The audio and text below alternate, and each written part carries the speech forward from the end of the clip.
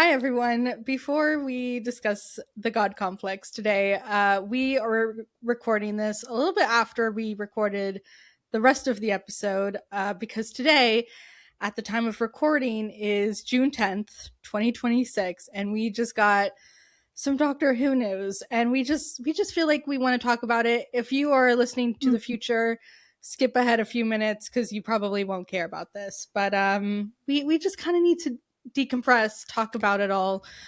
So Mhm. essentially, the news we received today is that the previously announced 2026 Christmas special is actually not happening, and the show is essentially In the limbo. future is very uncertain. They're looking for new people to take it over. Some people are saying it's canceled, but right now there's no clear future for the show. No, there is not. We also learned today that Bad Wolf Studios is walking away. Yeah, and Russell will no longer be running the show in the future. Yeah. So it's really interesting because last week Russell was on a radio show and was having an Mm. interview and he was teasing and was like, yeah, in like the next couple of weeks there should be an announcement. And I don't know, the way he phrased it, none of us thought anything. We thought worst case scenario, it would be pushed to an Easter special. Like those were the rumors. That was the worst case scenario of those Yeah. rumors. Yeah. Instead, the announcement is that he's leaving. The Christmas special is canceled, and the show they're looking for new people to take it over. But honestly, it could be best case scenario. It could be quite a few years till we see Doctor Who again, Mm-hmm. and that's best case scenario at this point. Give me your thoughts, your reactions. How are you feeling? Let's see. Well, this morning I woke up and our power was out. That's why I was up earlier than I normally am. Oh, I was wondering. I was like, oh, 9 o'clock. Okay. She's early. My phone was barely loading. Mm. And all I saw was you texted me bad news, and I could see you sent me a link from Twitter with like a Doctor Who page. And I'm like, oh my gosh, what happened? I did not anticipate that. I honestly, I've low key been fuming all day. Like, because, okay, we brought up our issues with Russell during RTD2. We've talked at length about it and his finales, at how he can't write finales anymore. Payoff isn't his strong suit anymore. After reading the post and kind of texting you this morning, I've honestly low key been fuming all day because of where the show was at. Like, I think we need to remember that, like, yes, the show was at a really low point when RTD came on a couple of years ago after Chris Chibnall. The show was at a low point. The show did almost get canceled in 2020. Mm-hmm. And I just find it really sad and disheartening that everyone, including the BBC and Bad Wolf Studios and RTD, had all of this hope and all of these plans and dreams for this era of Doctor Who, only for something to happen behind the scenes. And I'm not just talking about this.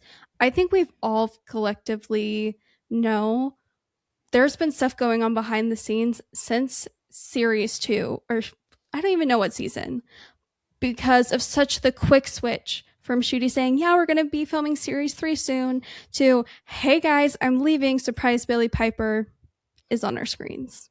This was always the plan. No, it wasn't. We have the Yeah. evidence. Yeah. Yeah, I am very sad because Doctor Who's my favorite show. I don't want it Mm-hmm. to take a break. I don't want it to be gone. I feel like we just got it back and it's Yeah. already gone again. It's very disappointing. I'm very sad that the Christmas special is not happening. I think it's kind of insane that they announced it, made such a big deal about it, and now it's just scrapped and was allegedly Mm-hmm. never written, anything like that. It's really disheartening, and especially as Billy Piper fans, I didn't like the Billy Piper regeneration.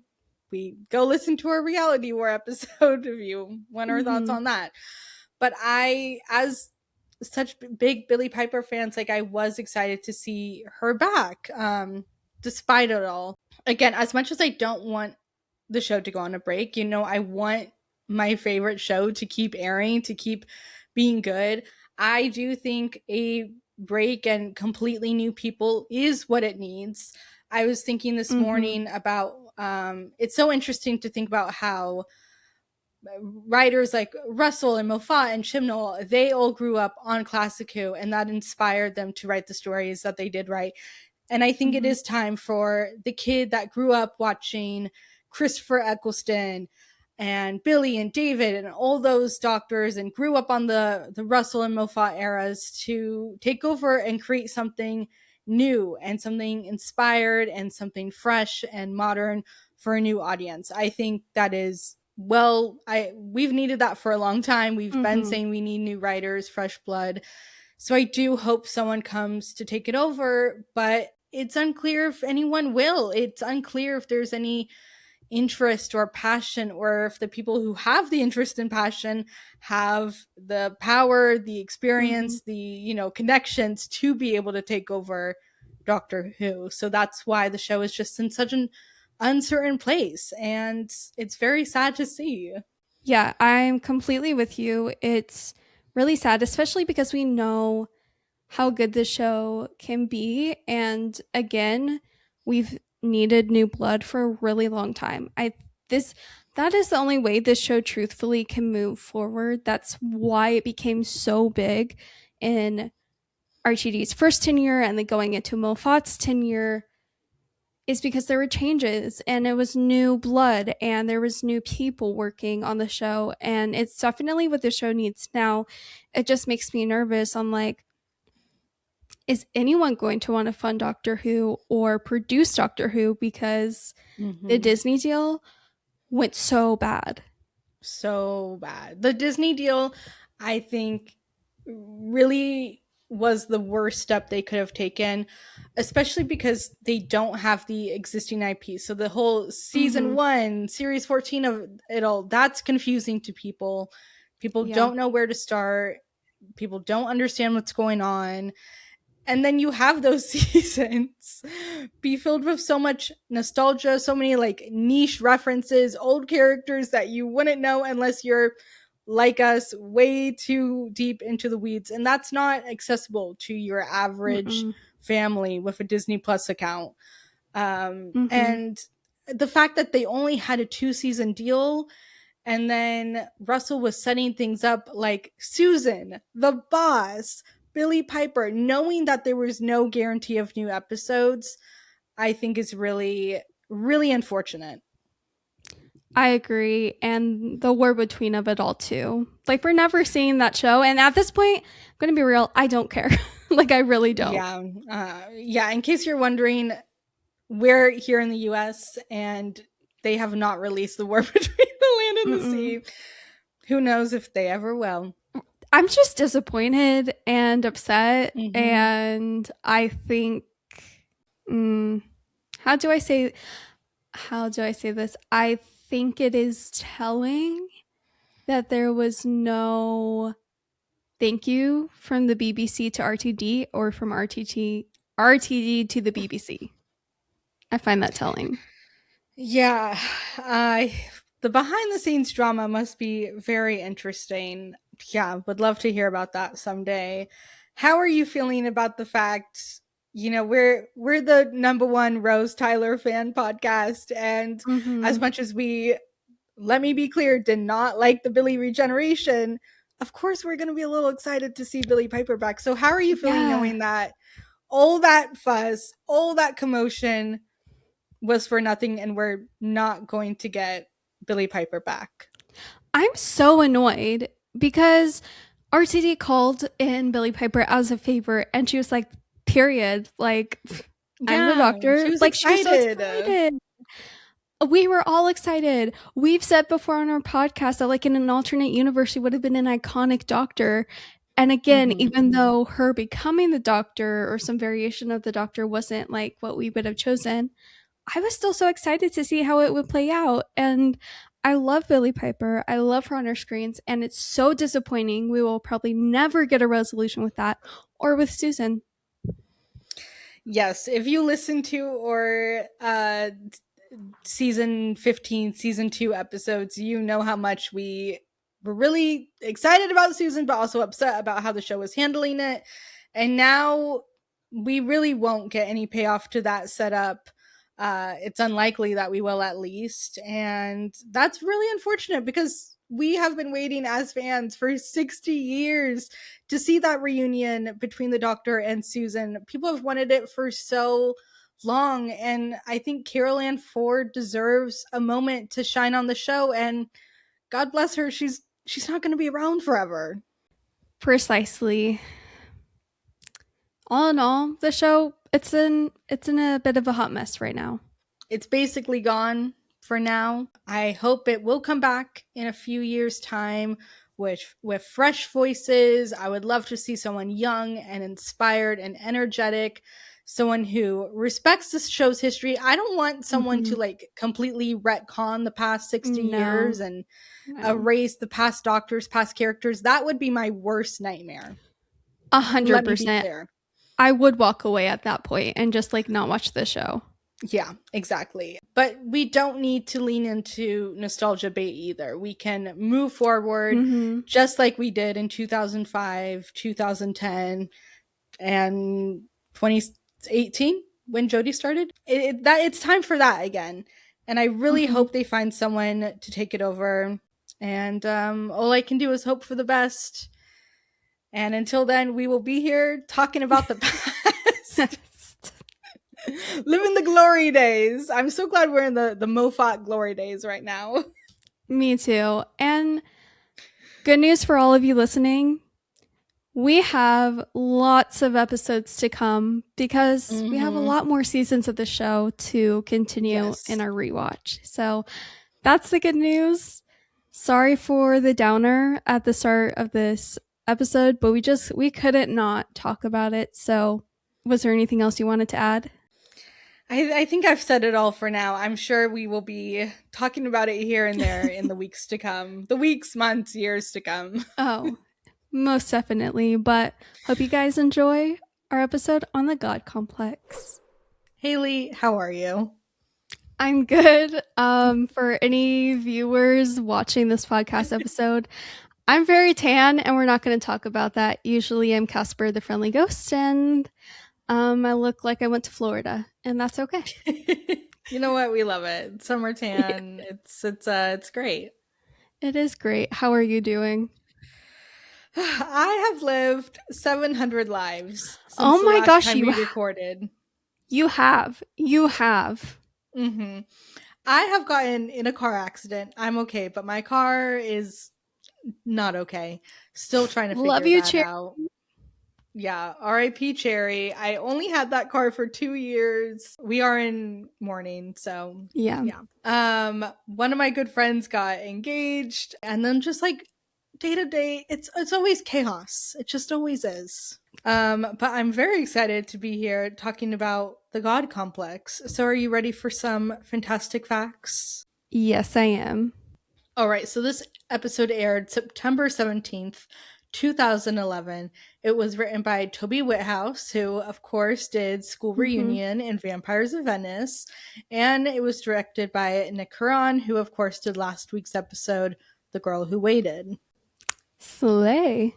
Early drafts had another human character in this episode named Edward, who placed his faith in authority figures, but in order to add more variety, that character like kind of disappeared and evolved into Gibbous, the alien character. Okay, I like that we got Gibbous. Yeah. There's a lot to talk about with him. The Minotaur headpiece had 12 points of movement just in the head alone and needed 2 operators to work it. And the costume was based off of the body cast of a actor and kickboxing champion, Spencer Wilding. I don't know if I wrote down that name wrong, but yeah, Wilding. T. Yeah. David Williams, who plays Gibbous, was actually was offered the role of the 10th Doctor. Oh my gosh, it was him?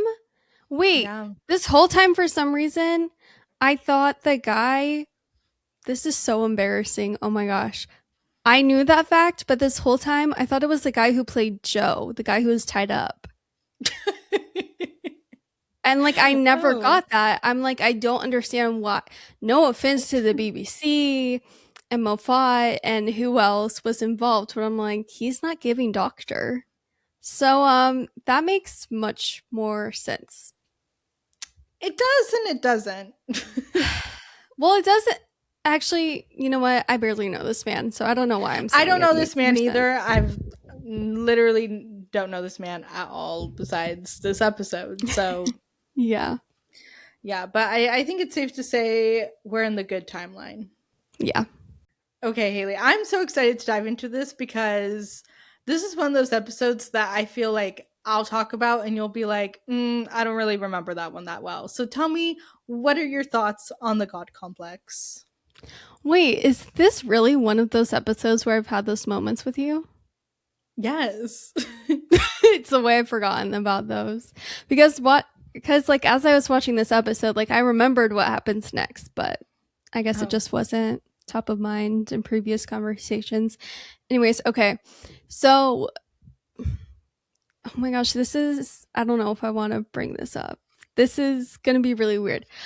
And sound really weird. But do you ever have like shows or movies you've watched in the past, like when you're really, really sick?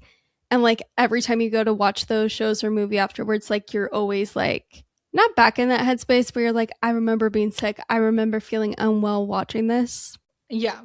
Yeah, at some point along my timeline, I felt really icky and like very sweaty, like that very like your sweaty sickness. Mm. So every time I go to watch this episode, I just mentally have to work through that, work through the fear Oh. of Oh no. being sweaty and a little claustrophobic. I don't know what it is. What it is. Like I said, it's weird. It's weird. That's not fun. I'm sorry. It's okay. So, besides that, I really enjoyed this episode. I feel like there's a lot here to talk about. There's a lot here to talk about with Amy and Rory and the doctor himself and with the side characters. I'm spoiling it early, but I really feel the side characters in this episode are really strong. Hmm. I agree. Definitely some of the strongest we've had this season.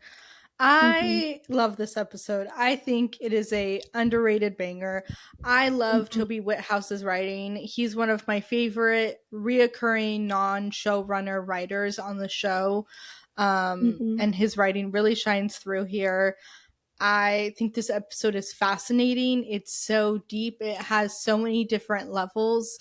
And it's one that I didn't fully appreciate on the first maybe few watches, but as I got older, I just appreciated it more and more. And I feel like every time I find something new or something interesting, and it really Mhm. is just an underrated banger. No one's talking about the God complex. Yeah, I feel like I never see, with the exception of like two lines in this episode, I never see this anywhere in edits. I feel like it's not talked about very Mm. often on social media when we're talking about, like, even if you're talking about underrated episodes, I feel like this one never gets brought up. And I just feel like there's so much here. It's so Doctor Who, but at the same time, it's really different. It's very Doctor Who, but it feels very unique in its own way. I Hmm. really love the concept of the hotel and the rooms and different fears being in the different rooms. It's fascinating. Completely agree. Okay, so we start with Lucy Hayward, a policewoman. She's alone in this Mhm. hotel, saying that she's the last one left. And inside her room is a gorilla. Yeah. And honestly, like, I get it if it was a childhood fear. I mean, just like having a gorilla pop up randomly. But if it wasn't a childhood fear and like you were still scared of it, why? To me, it makes sense that they explain later on in the episode it's from like a book she read when she was a kid. So I'm like, okay, that kind of makes Oh. sense. Yeah. Yeah, no, that would make a lot more sense. Yeah. Cuz I just Yeah. feel like a gorilla is very specific. It is, yeah. In my notes, I wrote, this is the Harambe kid. And you're right. And you are correct. Oh gosh, I hope that kid's okay somewhere. Oh my gosh, watch that kid be in like an intensive therapy, and the therapist like at the beginning of session is like, "So, what brings you here today?" Yeah, I caused the wrong timeline by falling in to Yeah. Harambe. Yeah, Yeah. it was me. It was I. And then we get the classic Doctor Who trope of we meet up with the companions and the doctor, and they were supposed to be going somewhere else, but instead they're here. Mhm. They were supposed to be going to Raven Scala, where the people are like, I forget how many feet they said, but like 600 feet tall or something like that. Is that what they Mhm. said? Yeah, Yeah. that sounds horrifying. Terrifying, and you have to talk to them in hot air balloons. Like, that's crazy. That's crazy. Poor Amy and Rory. I feel like their trips, especially, always get off course. Last week, they were supposed to Yeah. go see Appalachia, and they only got to be in that facility on Appalachia. And back last season, they were supposed to go to Rio, Oh, and then Rory yes! ended up dead. She dressed for Rio, famously.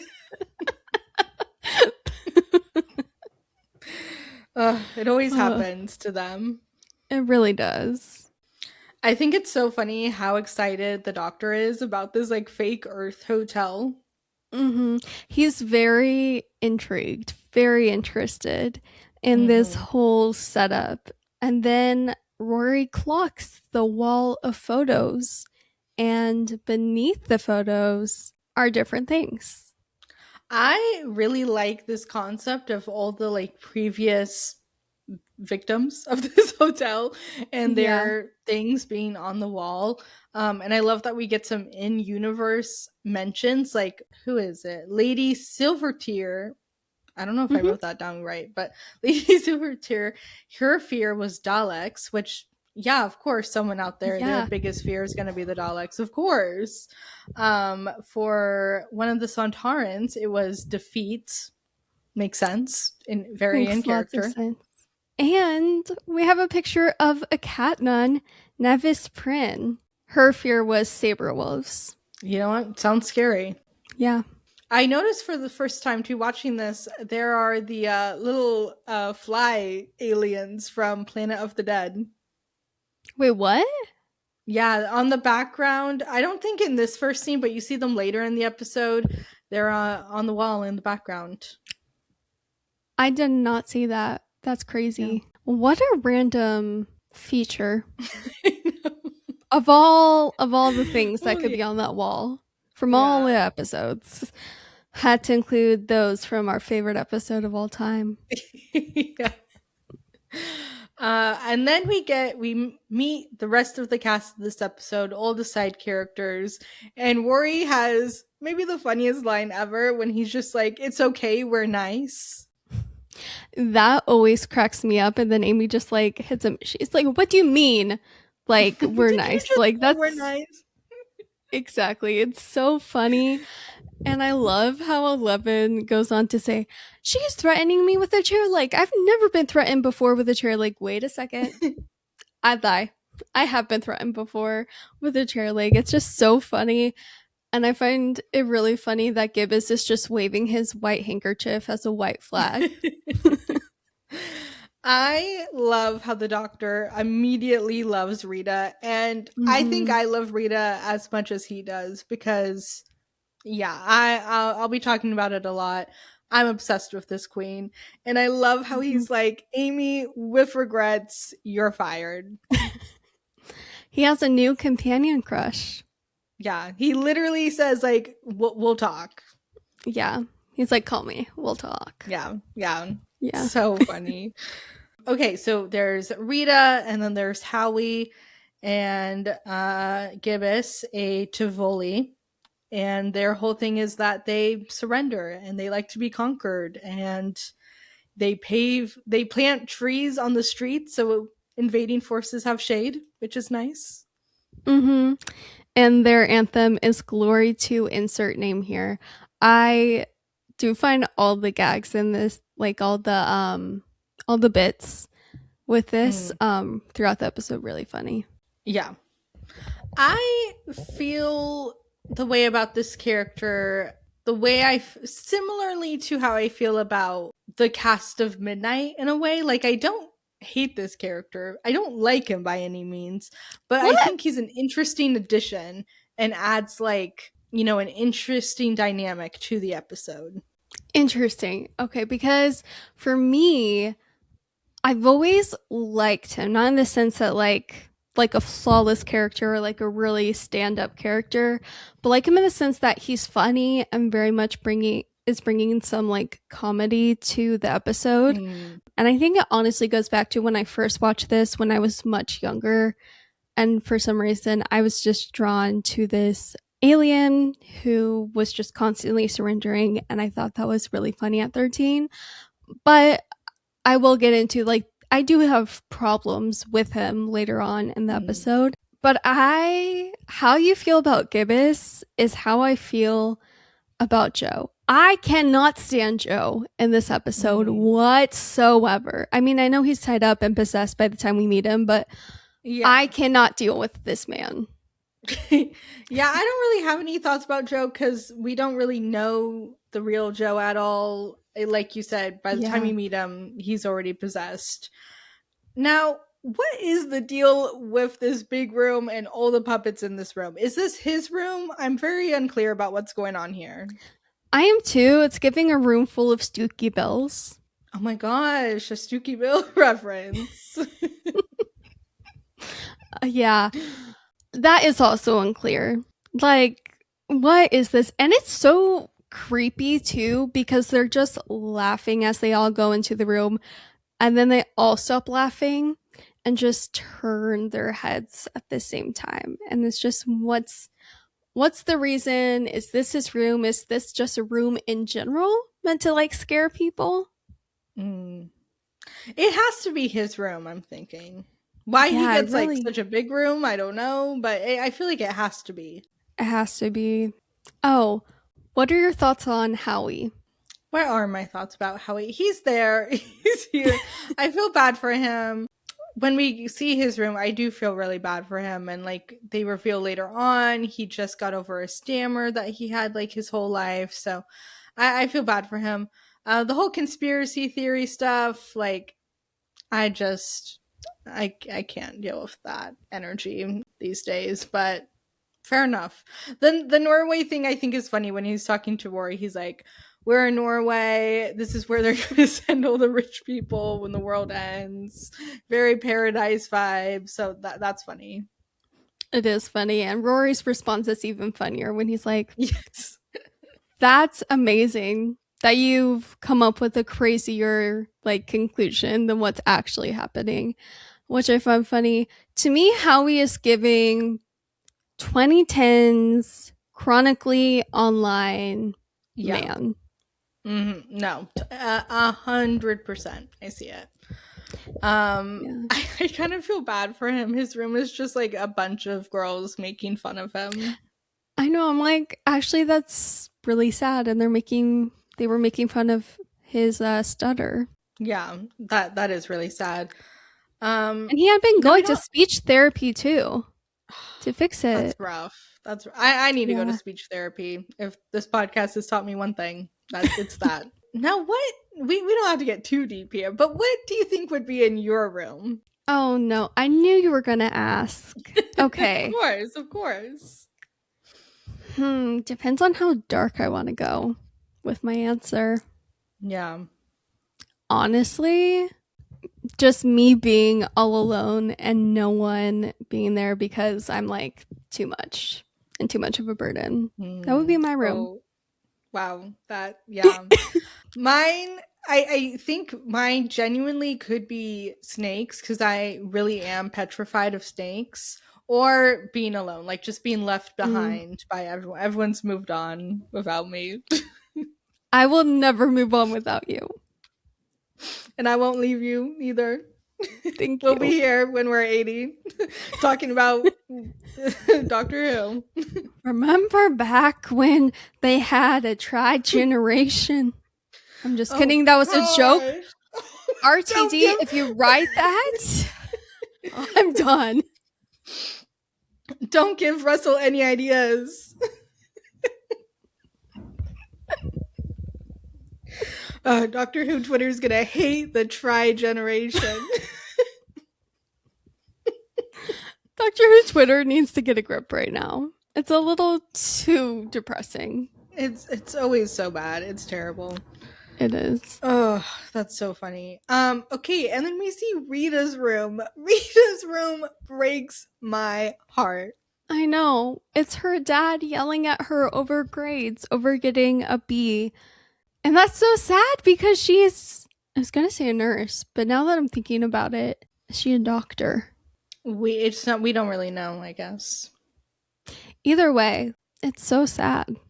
It is sad. And the way she like instantly starts crying, it's like, oh girl, yeah. No. I know, I feel so bad for her. No, I agree. So they're there. We get this whole scene where, you know, the Minotaur is kind of coming after them. Amy picks up Lucy's note. Rory sees an exit and then it disappears. This is where Rita ends up in her room, but then everyone else ends up in a room with the Weeping Angels, which is always just such a gag to see them. Such a gag. And I love how, like, the lights even go out in that room and it feels very real for everyone. Yeah. And then they just come to the realization that, wait a second, they're not actually real. We would have been put back in time if they were at this point. Which, that's also crazy. Yeah, I love Amy's reaction here and Karen's performance in this scene. Her just like being like, don't blink. So good. Like you can feel the fear she has. And I think it's such an interesting detail that she genuinely thought for a moment that this was her room. Yeah. Like we kind of like hinted at this in Flesh of Stone, Time of Angels, Flesh and Stone. But I do think that encounter with the Weeping Angels was such a big moment for her. She almost died. She had to walk through the forest with her eyes closed. The angels were in her eye. It was very traumatic for Amy, her first big traumatic moment with the doctor. So I think that really left some scars. So it makes sense that she really did think this was her room. And I think that's fascinating to think about. Yeah, I completely agree. And I find it so interesting how Rory just somewhat quickly kind of says he doesn't even think they're there for them, the Weeping Angels. Well, yeah, because he sees Gibbous kind of cowering in the closet, hiding. So it makes sense. Gotcha. Yeah, I didn't clock that. Yeah. I think it's interesting too how they are Gibbus's fear. I think maybe it has something to do with the Weeping Angels. They don't really like want to conquer you or anything. They do just want to kill you. They're not trying to conquer anyone, enslave anyone. They will just kill you, snap your neck, or send you back in time. No, that's a really good point about the Weeping Angels. And at this point, like, Joe, R.I.P., I guess, like, he's gone. Rip. He's with the Minotaur. I don't know, however that works. But everyone's kind of huddled and trying to, like, figure out things, just kind of, like, killing some time. And Gibbous is panicking, and Amy tells him that the doctor has been a part of her life for so long now, and he's never failed her, and he came back for her. And I'm just like, girl, he has let you down. Be so for real. Do you not remember your plot line this season? Like, girl, like, hello, you getting kidnapped for 9 months, your baby being taken. Like, okay, Queen, if you say he's never let you down. But that just speaks to and we'll get more into it, but the blind faith she has in the doctor. Like, he is on such a pedestal and he can do no wrong in her eyes. And in comparison, Rory, I find it really interesting, and I don't know if it was purposeful or if it was just because they were pressed for time. But Rory doesn't have a room. He doesn't seem to be, on the same wavelength as everyone else in this episode. It's very interesting, the comparison. And I feel like knowing Rory and throughout his character arc, he doesn't have that childlike faith in the doctor that Amy has. Yeah, I've always been against the concept of worry not having a room because the doctor says, like, oh, you're not religious, you're not superstitious. But it's like, everyone believes in something in Something. one way or another. And like for Rory, I Mhm. feel like it would be his belief in Amy, his belief in their relationship. Like Rory would have something. It's not like he doesn't believe in anything. So I feel like Exactly. that's one moment in this episode where I feel like the writing is kind of lacking because what do you mean like I really do believe everyone believes in something in some way, shape, or form. Like it doesn't have to be religious or anything like that. Like there's something. And I Rory would definitely have something. Like I said, I really think his Yeah. would be his belief in their relationship, that they would, they're Mhm. Rory and Amy. They'll pull time Yeah. apart for each other. Yeah, I completely agree with you. I feel like that would be his faith, that like they will Hmm. fight for each other and be there for each other through everything, together or not at all. Exactly. Exactly. Yeah. Mhm. There's a really fun moment from Maury I like where he's like, anytime I see someone getting pally with the doctor, I have an urge to notify their next of kin. Honestly, so real Plot. for that. So Yeah. real. And then he's like, he has this moment where with Amy where he's like, "Oh, last time I said something like that, you hit me with your shoe." And I just think that's another really interesting moment that's showing how much faith Amy has in the doctor. Like she won't even Mhm. let Rory criticize him, and we've seen that in the past. Like she doesn't really get Yeah, mad at him in this moment, but definitely in series 5, we've seen those kind of moments. definitely. And then we get a really interesting conversation with Rita and the doctor where she says basically that she thinks this is hell, which honestly is so valid because, yeah. Yeah, literally, I think I'm gonna die in this house. Literally, would hate being in this hotel, this never ending hotel, thinking I was about to escape and then like being back in the same spot or going down the same hallway like 57 times. Absolutely not. And it's just stretching and changing, and all your Mm-hmm. nightmares are in these rooms. Yeah, it does not sound fun. No, it does not. Yeah. At least they have tea. They do have tea because the British treat trauma with tea. I find that really funny that she Yeah, says that was that. fun. But I love how she explains like she's not afraid here. Like she is holding Mm-hmm. on to her faith and her belief that she's been a good person and she's lived a good life. And I just, I Rita to me, and I think everyone is, such a good like what if companion. A companion, Mm-hmm. a would have been she would have been a great companion, great character to have. All right, well, she's not dead yet, but R.I.P. to a queen. Yeah, RP Rita. Sometimes in Doctor Who episodes, they give you like a one off companion for the episode, and it's like they're trying to shoehorn it, trying to like shove it down your throat, and it's just not working. But in this episode, that's not the case. Rita is Hmm. instantly, from the moment she comes on our screen, and this definitely has to do also with the actress's portrayal. But as soon as Rita, and the writing, as soon as Rita comes on our screen, you just immediately are drawn to her. She's immediately like noticing that, hey, like this trio, all of their pupils are dilated. They seem to be as surprised as we are. Like, let's see what we can find out about them. And if they're a trick, that will just give us more information. And Yeah. she has such a strong sense of self and her beliefs, and she also she cares deeply about these people that she just met, because Mhm. skipping way ahead, when she's saying she doesn't want them to come because she knows they'll try to get in the way and they'll be put in harm's way. And I just think she's such a beautiful character that, yeah, like you said, is like such a great what if, and I really Mhm. feel that. Yeah. So back to where we were, Howie starts praising him, praising the Mm-hmm. Minotaur, and Gibbous is like, "Let's just give Howie over. Maybe then the rest of Yeah. us will be okay." And I love how the Doctor calls him out in this scene and is like, your people are some of the oldest civilization in the universe, and I'm starting to understand why. Your cowardice isn't quaint, it's sly, aggressive. It's how that dune of gutlessness has survived while so many others have perished.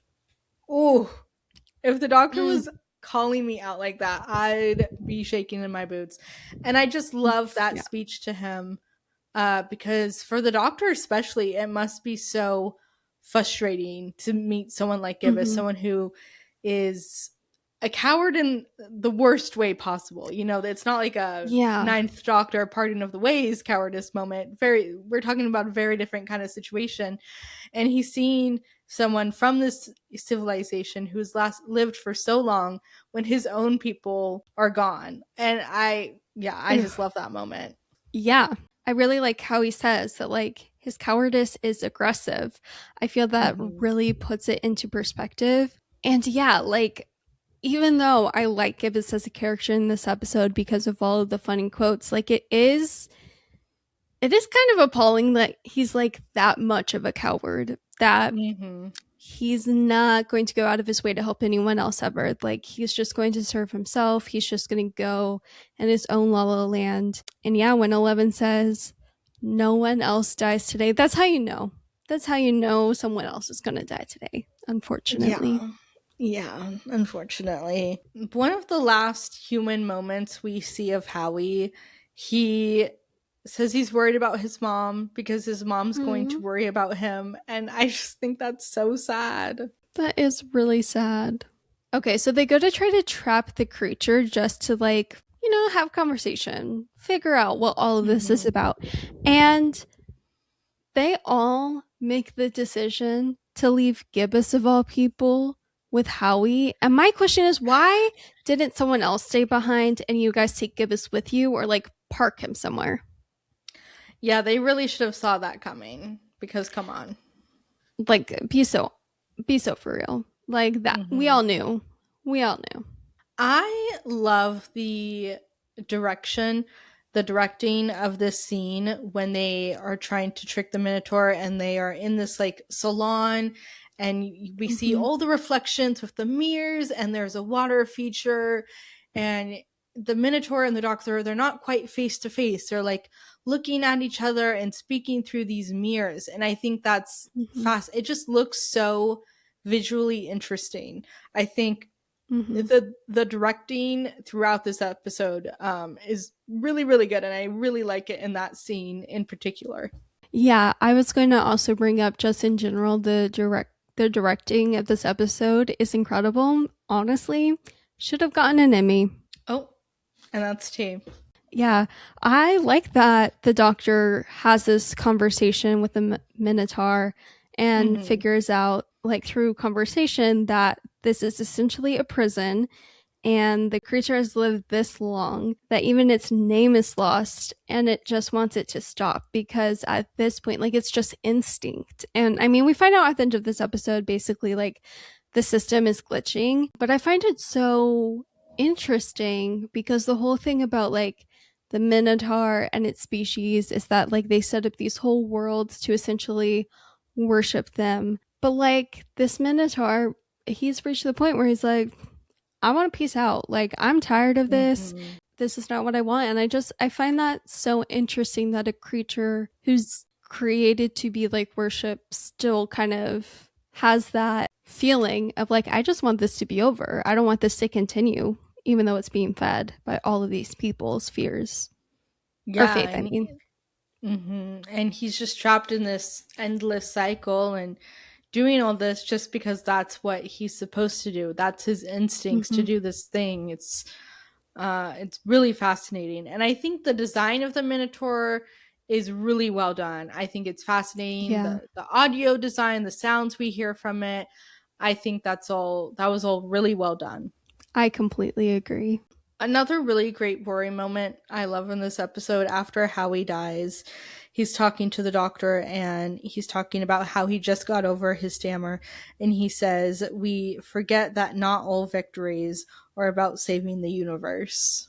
I love that Rory says that because I feel like it tells a lot of where his mind is at this point in time. He even tells the doctor that after all the time I spent with you on the TARDIS, what was left to be scared of? And he says that in the past tense, which, okay, two things. One, you can argue like he says this because of like Silencio, like he knows the doctor is going to be gone at some Mm. point. You could also argue that like he's kind of reached the point where like not that he's checking out, but kind of like he wants a I change. I don't know if this was intentional, but if it's not intentional, I think it's really interesting accidental thing where Rory is in this episode makes a lot of sense after last week's episode, The Girl Who Mm-hmm. Waited. It makes sense to see this version of Rory who's, maybe is a little tired, talking in past tense, making that joke about, telling their next of kin. I think again, maybe it wasn't intentional, but I think it's a really convenient accident that actually works really well for the character arc and dynamics. I didn't think of stringing that together, but you're so right. That's definitely feeding into how he's responding in this episode. Last week was Mhm. very traumatic for him. Yes, it really was. And I think for Amy, we talked about it at the end of last week, but she's kind of walking away scot free because she doesn't have all the Mm-hmm. baggage of, being at that facility for 40 years and, going through everything that happened. But Rory, he saw that he had to, like, see his wife at old age and then lose his wife, essentially leave her for dead. So he does have all that extra baggage. Not to mention the whole Melody Pond of it all. Yeah. And then the melody bond of it all. Pond Yeah, of it. that just adds an extra layer, which we'll get into it. But they finally address Melody at the end of this episode. They do, but you know what? We'll get there when we get there in this We'll get episode. there. We have more Mhm. to talk about. So Rita essentially gets the official, maybe not the official, but she essentially gets the soft launch companion invite. Mm-hmm. 11 and Rita are talking in the stairway. Rita calls him out for having a god complex. Roll credits. And he explains, he brought Amy and Rory here. He feels responsible for them. And he also admits, it wasn't really their choice because he essentially offered a bag of candy to a child, and what child's not going to take that? Who's going to say no Mm-hmm. to, all of time and space? And then he tells Rita that he'll show her too. And I love how she's like, I don't really know what you're talking about, but I know you just did it again. You just said the Yeah, thing that you shouldn't be doing. Which of course he does. It's the of doctor. course he He does. can't help himself. He contradicts himself all the time. Okay, I have a question for you. Oh, okay. Because shortly after this, 11 goes to his room, room number Mm. 11. And Rebecca, what do you think is behind door number 11? Because I have a few theories. Okay, this leads into the question I was going to ask you because we do find out what's in this room, but I was going to ask if you remember what's in this room. What are you talking about? It is one day revealed what was in this room. When? I I won't spoil it, but it is revealed one day. Is it revealed during his tenure or a few? His tenure. Dang it, this takes away a whole conversation. See, no, this was perfect because this was the conversation I was expecting because I had a feeling, God bless you, you weren't going to remember what was in this room. Dang it, I came up with some good theories. Okay, for the sake of it, I want to hear what your theories are. Okay, there are mainly two theories. Okay, because we hear the TARDIS cloister bell going. Mm-hmm. First theory is it's him and the TARDIS all alone, and that's why he's like, who Oh, else that's would a it good be? one. Thank you. And the other one is a little bit more unhinged, but I feel like everyone will get on board with this one. And It's the master on the TARDIS. Yeah. Of Yeah. course. Which would also make sense that, of course, it's you, because who haunts the narrative more than Rose Tyler and River Song? That would be the master. Yeah, absolutely. I do have a personal Mandela effect as to what is in this room. Like I said, it does get revealed, but I had remembered it as being something else than what it Oh, actually is. And then, the last time I did a rewatch before we were doing this podcast, I was like, oh, it's not that. So I think the Mandela effect came from an edit I saw. So we'll talk more about that when we get the actual reveal. that's tea. Hmm. Okay. Ugh, this is where we start to lose our girl Rita. And I love Yeah. how she really does try to hold on. Like right before we see Mm-hmm. 11 find his room, she has that moment where she just walks to the camera and starts praising him. Like we can see she's trying to hold on, trying to fight it off. I Mm-hmm. love when she's talking to the doctor on the phone while he's in watching through the security cameras. The best quality security cameras ever, by the way. Yeah. And she's just really trying to hold on. And I think it's so heartbreaking how she asks him not to watch and asked Yeah. him to remember her the way she was. And isn't that what everyone wants at the end of the day? Hmm. And she says, "Please let me be robbed of my faith in private." Oh, So sad. And then she just like walks towards the Minotaur. And of course, right after this is when 11. Well, sorry, I'm getting ahead of myself. First off, while this is all happening, Gibbous is just off randomly eating a goldfish, which is like, dude, why are you doing that? poor goldfish. Poor goldfish. But after Rita dies, Eleven's having his moment. He's breaking glasses, shattering plates. And you know what? He knew it was coming, but he has this unfortunate realization that this whole time it's faith that it's feeding on, not Hmm. fear. Because what do you do when you are in fear? You go back to your most fundamental faith, whatever it may be.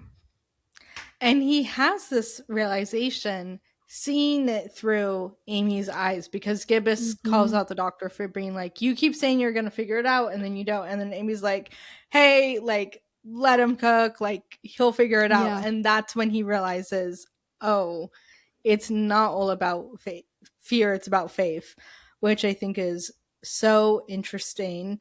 And they talk about how it's Amy's faith and the doctor that brought them there, and then the Minotaur comes after them and they end up in Amy's room.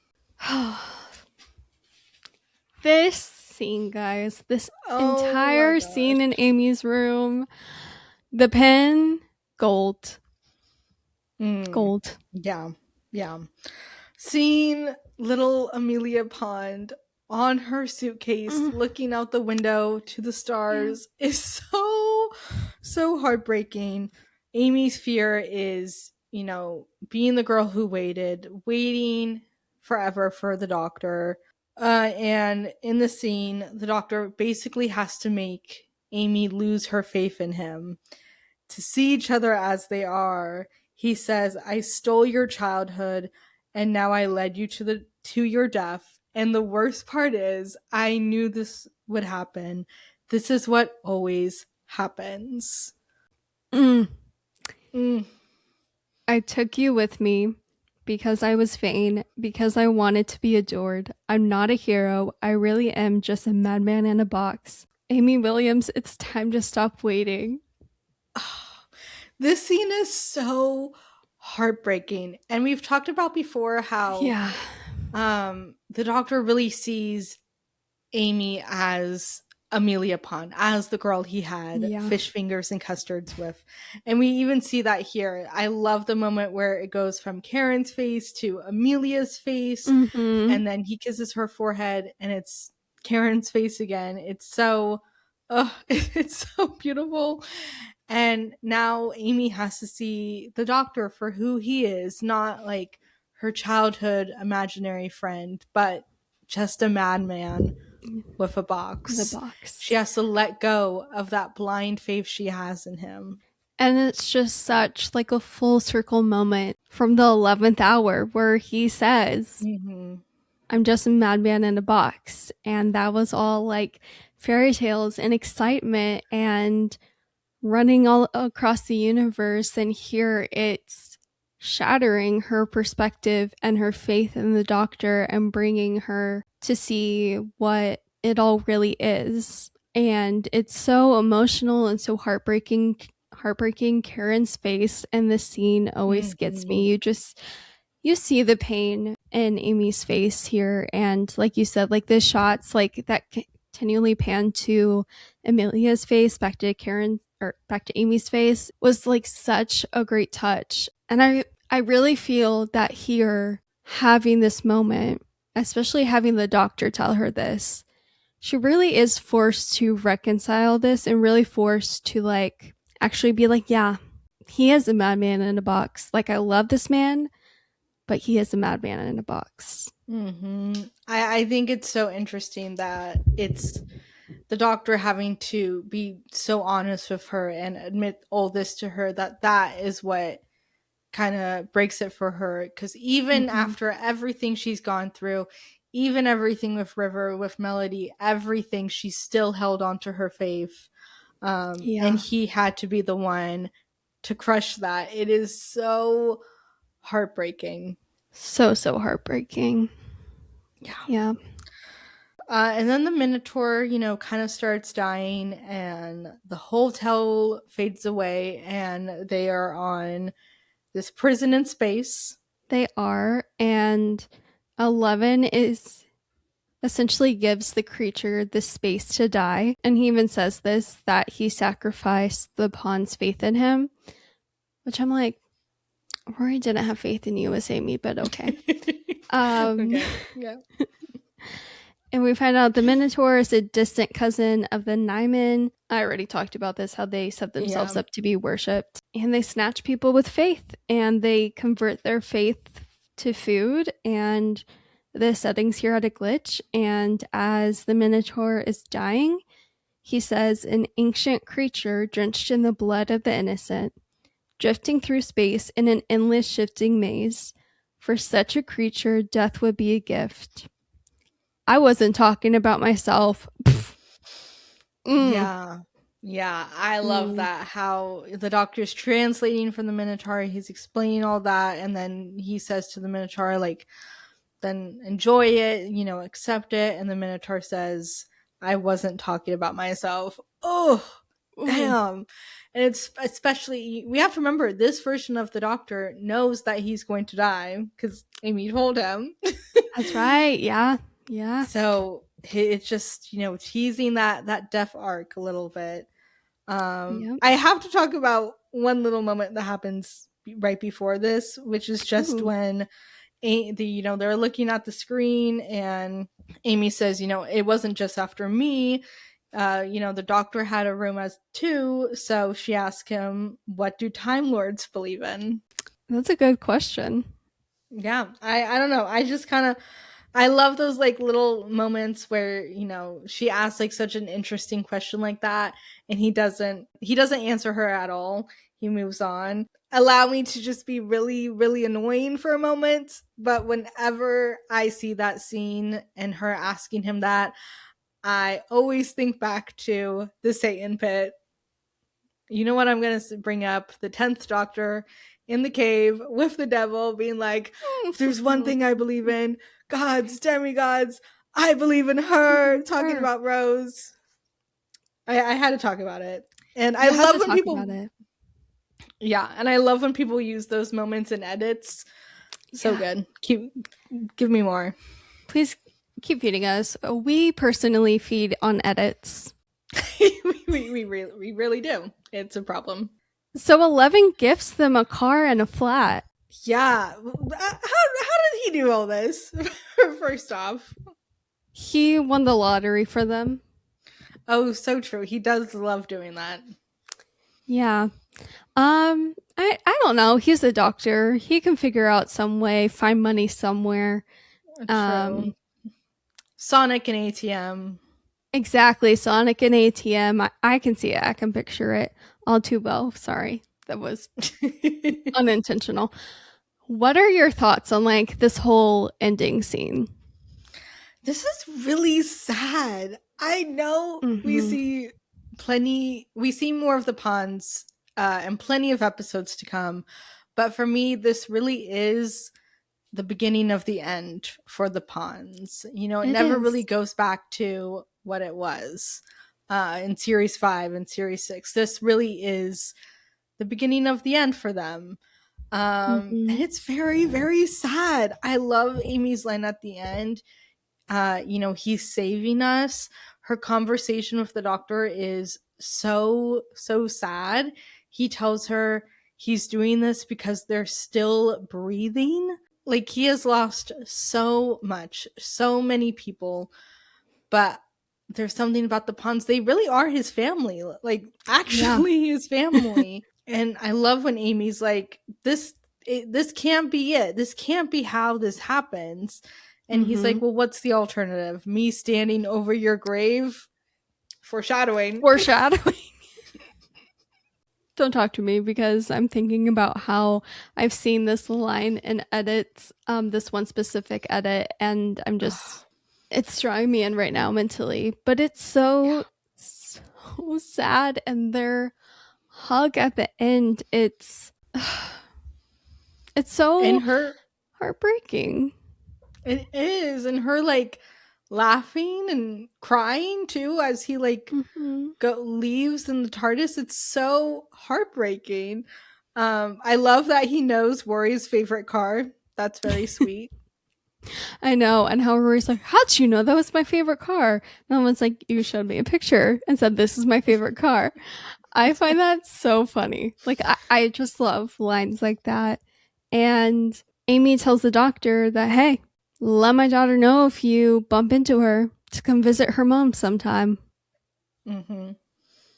Now, I like this line, but it seems like you had something to say about it. Oh, no. Well, earlier I was just going to talk about how and I feel like I've said this for going on what, 3 or 4 weeks now. So I feel like I'm just beating the same drum. So I'm sorry if this is annoying, but I just feel like they should have brought up Melody in this episode when, she was having that moment with the doctor, seeing him as he was, and be like, yeah, and my daughter. Let me No, resay it that. really is weird that this is the first mention we get of River and Melody, Mm-hmm. her daughter, since Let's Kill Hitler. Like, this is the first time that they've referenced it. You could almost forget it if you were Exactly. us and you weren't constantly thinking about it. Exactly. And I think that's mainly what I was going to say is you would think it would have been brought up more. Hmm. But then again, we're talking about series 6B. Oh, so true. So true.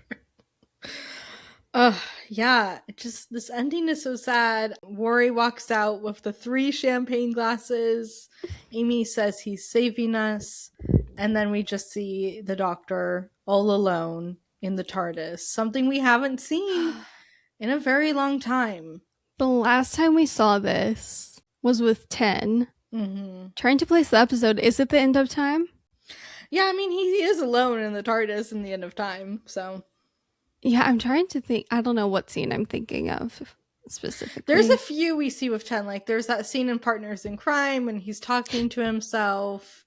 That's what I'm Um, thinking of. Thank you. yeah, yeah. There's the scene in Journey's End where he's like all alone and drenched from the rain and he's like sad. Mm, He 10 was yeah. constantly sad and alone in that TARDIS.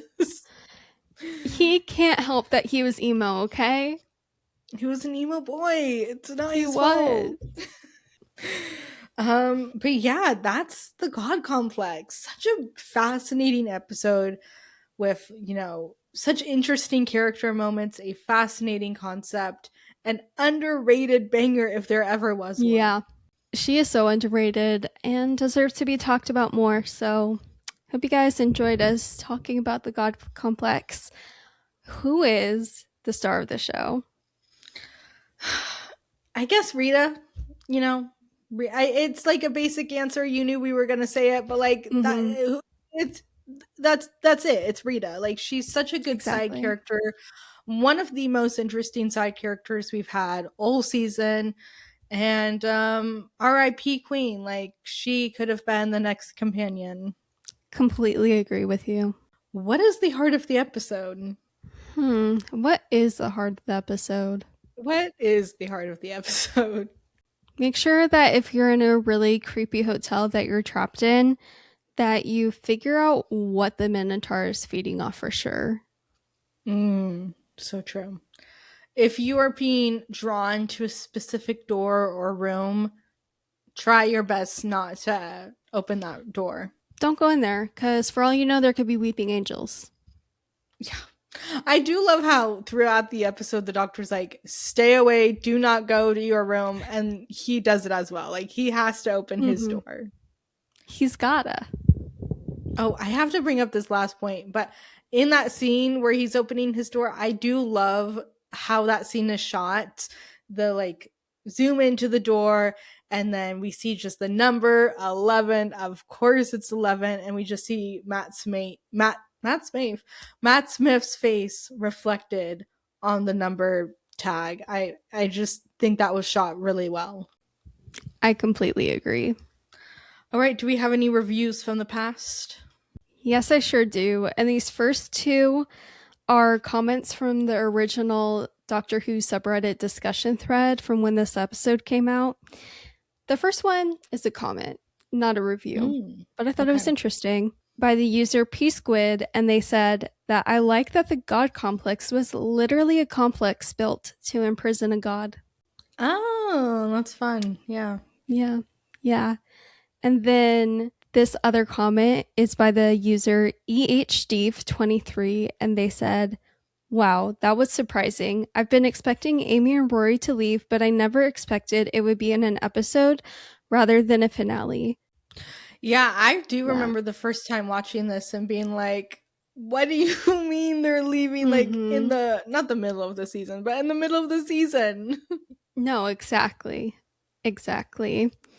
They continue saying, I really liked Rita for all the times he's promised someone with the chance to travel with him, including Linda with a Y, Madame de Pompadour, Astrid. I really wish for once they wouldn't die. Adam doesn't count, he's a brat. Well, to be fair, every companion we've ever had is essentially that. Essentially what? Essentially like someone who the doctor said they would travel with and then did. Oh my gosh. I reach a new level of non-comprehension because I thought you were talking about Adam. And I was like, you're not defending Adam on this podcast right now, are you? No. But they end the review saying, looking forward to seeing Craig and Sophie next week. Yeah.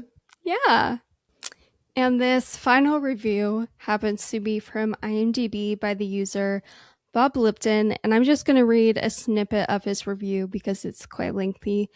But he says, in talking about this episode and like life traveling with a doctor, he says, it's a brilliant life, but by no means a safe one, and this season has been investigating the risks and psychology behind the characters and reaching towards an unhappy conclusion, and a series of episodes that have been growing more terrifying. In the previous episode, Rory reproached the doctor for his habit of not checking out the dangers of where he goes. In this episode, the question is approached much more directly, and the doctor finds himself in the unenviable position of having to be an adult and making sure the kids are safe and capable of taking care of themselves. It's an episode that sits deep inside the history and mythos of Doctor Who. Toby Whithouse, whose best outing in the new series is School Reunion, throws in references and then going down, not references to School Reunion, but I guess references to the classic series Horn of Nyman serial. Oh, okay. And he continues saying, it will not, however, be particularly accessible to the casual viewer or even the dedicated viewer who is only familiar with the current series. I enjoyed it, but it will not be to everyone's taste. I think you can be someone who's just watched this era and still I enjoy agree. this episode. I do think it's a an episode that you might not really fully appreciate until Definitely. a few watches. I know for me, I always liked it, but I definitely have just grown to appreciate it even more over Mm-hmm. time. I'm the exact same way. It's definitely been one that's grown for me over the years as I rewatch the show. So I agree. Like, I don't think it's one that like a viewer watching the show for the first time will necessarily appreciate, but it's a good episode. It packs Hmm. a lot in. It does. It really does. And I think it's very meaningful to the overall lore of the show and the Doctor and the Mm-hmm. Pawns arc in general. But with all that said, thank you guys so much for listening to this week's episode. We will be back. We will be back next week with the closing time. Until then, you can follow us on Instagram and TikTok at TimeyWimeyPod. And email us anything and everything to timeywimePod@gmail.com, and we will read your email on our podcast if you will love that. You can email us anyways, even if you don't want it read on the podcast. We love connecting with you guys, and we will talk to you guys next week. Bye. Ta-ra. You're off.